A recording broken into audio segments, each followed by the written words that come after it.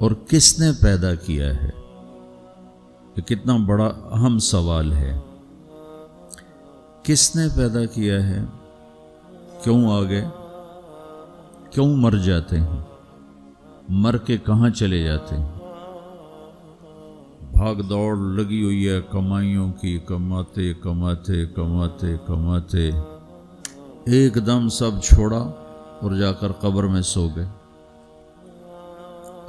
جیسے میتھمیٹک کا قاعدہ ہے کہ بڑے سے بڑے عدد کو زیرو سے ضرب دو تو وہ زیرو ہو جاتا ہے۔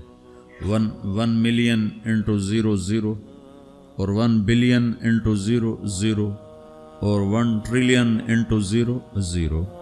تو بھائیو، جو کچھ آپ بناؤ گے یا میں بناؤں گا، جو کچھ آپ کماؤ گے یا میں کماؤں گا، جب یہ موت سے ضرب کھائے گا تو زیرو ہو جائے گا۔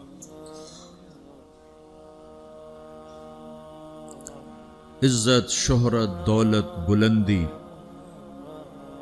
انٹو موت زیرو، گمنامی، فقر، ذلت، پستی موت سے ضرب زیرو، حکومت، وزارت، صدارت موت سے ضرب لگی زیرو، جھونپڑا، بیماری، غربت ضرب موت زیرو۔ میں مکہ میں تھا جب ملک فہد مرحوم فوت ہوئے۔ ملک فہد کی بڑی خدمت ہے مسجد نبوی اور حرم کے لیے۔ تو عصر کے بعد جنازہ تھا غائبانہ، تو وہاں اعلان ہوتا ہے الصلاۃ علی المیت۔ جب وہ جنازہ ہوتا ہے تو کہتے ہیں بھائی میت کی نماز کے لیے سب تیار ہو جاؤ۔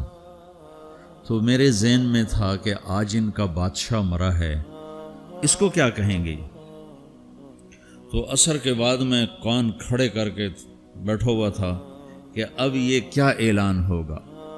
ہر نماز کے بعد تو ہم اعلان سنتے ہیں الصلاۃ علی المیت، مردہ کی نماز پڑھو بھائی۔ میں آج ملک فہد کا جنازہ ہونے لگا ہے تو کچھ تو لمبے چوڑے ساتھ ملائیں گے آگے پیچھے۔ تو بڑی حسرت ہوئی جب کانوں میں یہ آواز سنی الصلاۃ علی المیت، میت کی نماز۔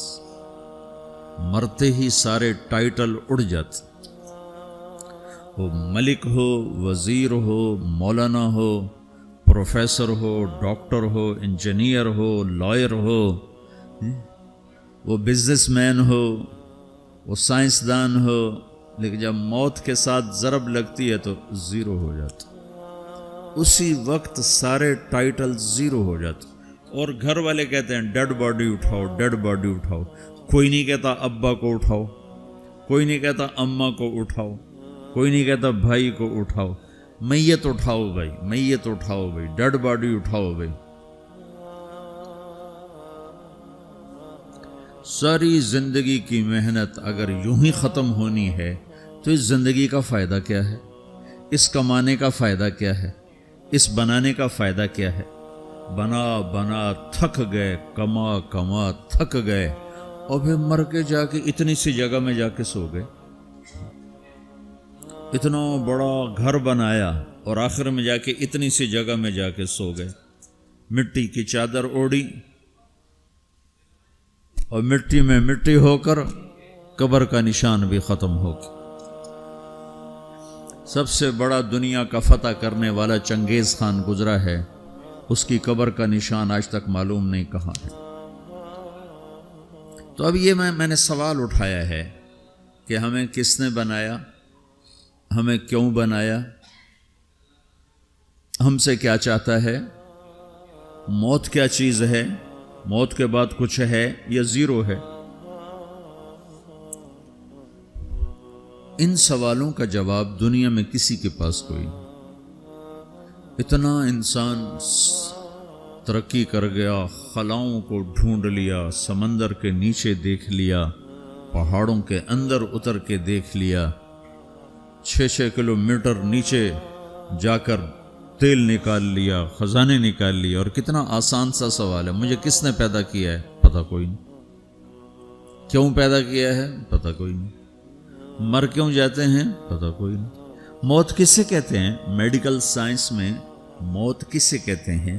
اس کے 200 جواب ہیں کہ موت شاید یہ ہے، شاید یہ ہے، شاید یہ ہے، شاید یہ ہے، اور اس میں سے ایک بات بھی ٹھیک نہیں، کیونکہ انسان کا علم یہاں آ کے ختم ہو جاتا۔ 4 مہینے کے بعد زندگی کیسے شروع ہو جاتی ہے؟ بچہ کیوں حرکت میں آ جاتا ہے؟ وہ کیوں اس کے اندر زندگی دوڑنے لگتی ہے؟ وہ 4 مہینے کے بعد کیا ہوتا ہے؟ کیا چیز اندر جاتی ہے جس سے یہ سب کچھ ہو جاتا ہے؟ پھر ایک دم انسان چلتا پھرتا ختم ہو جاتا ہے، اندر میں سے کیا نکلا ہے؟ پھر جب اس کو ہم قبر کے سپرد کر رہے ہیں، ہندو جلا دیتے ہیں، ہم زمین میں دفن کر دیتے ہیں، یہودی عیسائی زمین میں دفن کرتے ہیں، ہندو جلا کے راکھ بنا دیتے ہیں، سکھ جلا دیتے ہیں، تو یہ سب کہاں چلے جاتے ہیں؟ راکھ بن کے اڑ گئے، کہاں گئے؟ مٹی میں جا کے بھی مٹی ہو گئے، کچھ عرصے کے بعد قبر کھودو تو تھوڑی سی مٹی پڑی ہوگی اور کچھ بھی نہیں۔ تو اتنے بڑے اہم سوالات ہیں،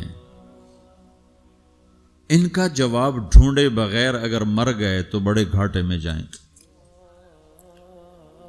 جو لوٹ آئیں تو کچھ کہنا نہیں، بس دیکھنا انہیں غور سے، جنہیں منزلوں پہ خبر ہوئی کہ یہ راستہ کوئی اور تھا۔